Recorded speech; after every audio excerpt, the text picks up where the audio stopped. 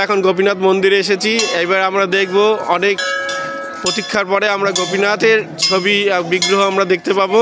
আপনারা আমাদের যারা দর্শক আছেন তারা সবাই এই গোপীনাথের ছবিটি দেখতে পারবেন। এখন আমরা গোপীনাথের বিগ্রহ দেখাচ্ছি আপনাদের সবাইকে, দেখুন।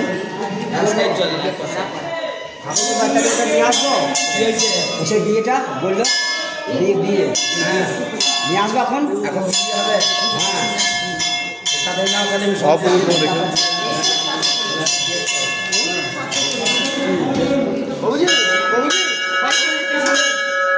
এই গোপীনাথজি কি গোবিন্দ ঘোষের শ্রাদ্ধ? এই কথা বলা গোপীনাথ, সারা ওয়ার্ল্ডের লোক আছে, সারা পৃথিবীর লোক। এই গোপীনাথ কথা বলা গোপীনাথ, গোবিন্দ ঘোষ। ইনি কি শ্রাদ্ধ করেছিলেন গোবিন্দ ঘোষের? ওই পড়বে গাম্বিয়া, রাশিয়া, সুইডেন সব গোপীনাথের জয়গান করে। মম নিবেদন শোনো গোপীনাথ। এই মরাঘাট মিশে আছে গোবিন্দ ঘোষ ভোরবেলায় চলে যেতেন স্নান করতে, বারবার কাঠ সেই মরা কাঠটা গায়ে লাগে। হ্যাঁ, তখন তাল পাতায় কুটির মাথা সেই শিলা নিয়ে এসে জগন্নাথ ও গোপীনাথ 7 দিন পর এই গোপীনাথের স্থাপন করে।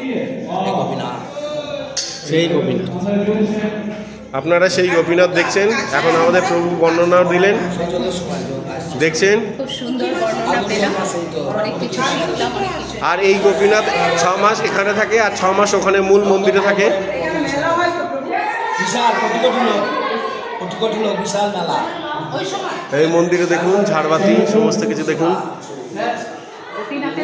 এখানে বিয়ের সবাই এসছে, এটাও দেখুন।